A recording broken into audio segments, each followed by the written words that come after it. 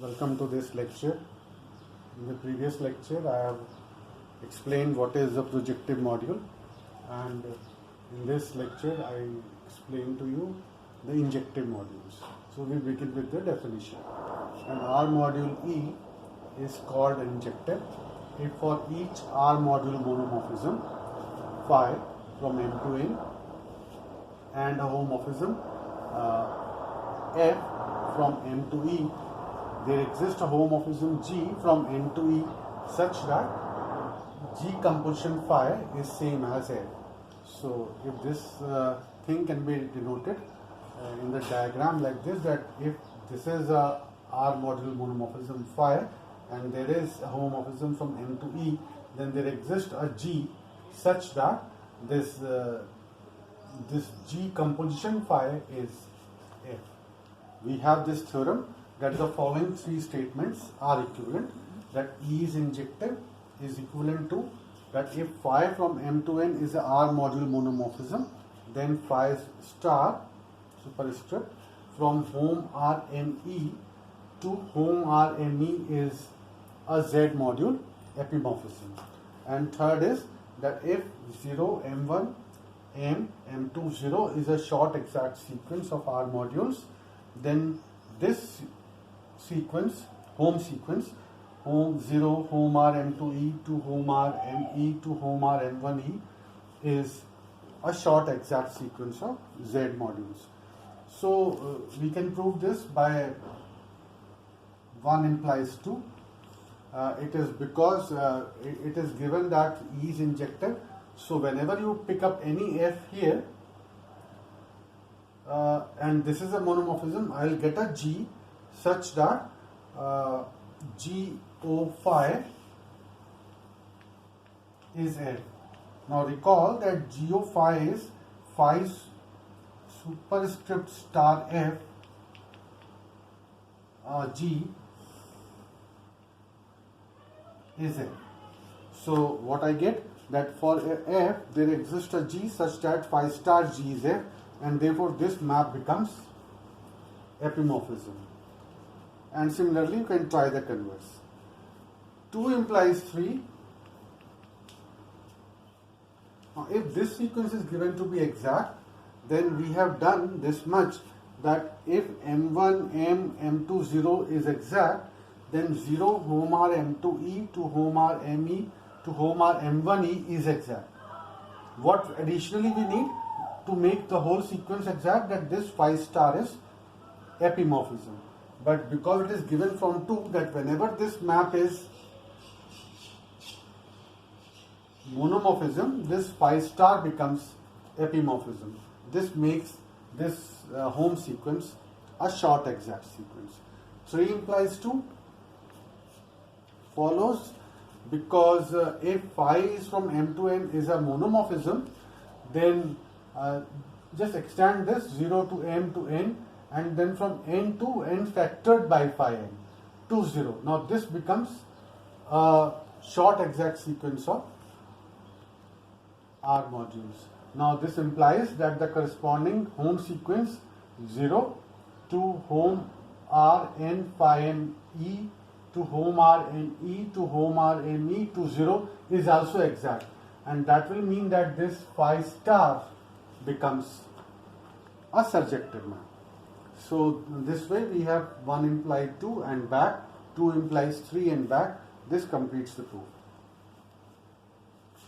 Next theorem is about injectivity of direct products. Let EI be a family of R modules and let E be the direct products of all these EIs. Then we show that this E is injective if and only if each EI is injective. So the proof goes like this, that let pi j be the canonical injection map from E to the jth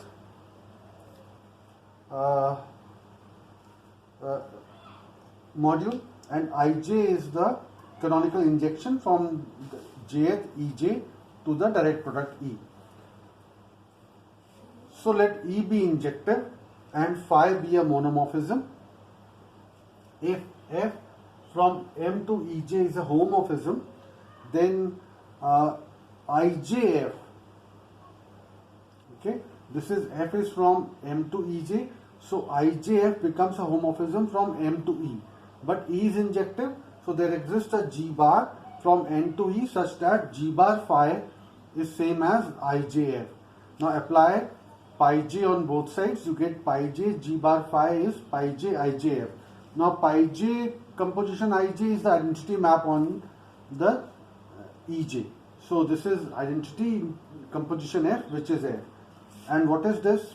Pi j G bar. Pi j G bar is a mapping which is a homomorphism from N to EJ.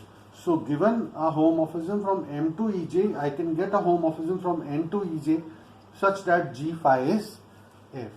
This shows that every EJ is injective. Conversely, let each EJ be injective and let phi from M to N be a R module monomorphism and F from M to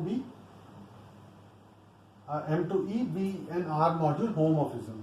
Now if F is from M to E, then pi j composition F will be from M to EJ. Now this EJ is injective, so there exists a homomorphism GJ from N to EJ such that GJ composition phi is pi jf.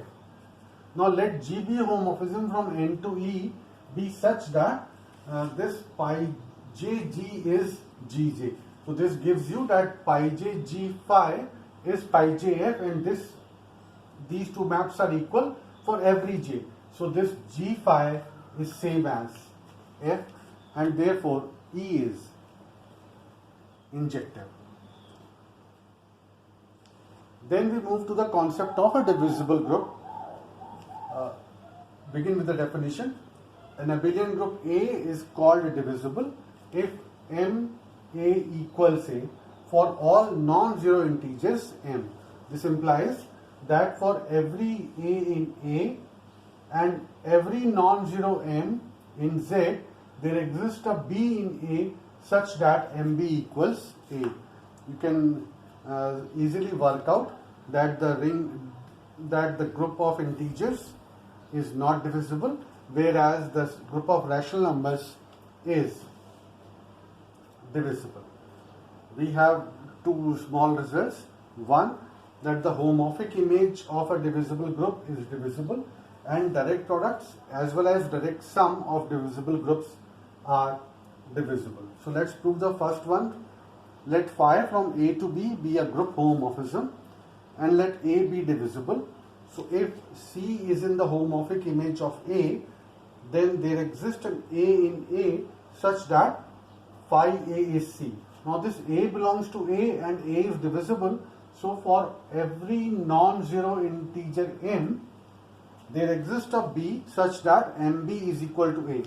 Now this implies that phi MB is phi A. This implies that M phi B is C. So for this C in phi A, there exists phi B in phi A such that M phi B is C, showing that phi A is divisible. Come to the second statement, that direct products of divisible groups is divisible. So let Di be divisible groups and let D be the direct product of these Di's. If D is in D, then I can write this D as Di's, I in I. Now each Di belongs to Di. So if K is a non-zero integer, then there exists Ci in Di such that KCi is Di. So I construct C using these Ci's. C is Ci I in I.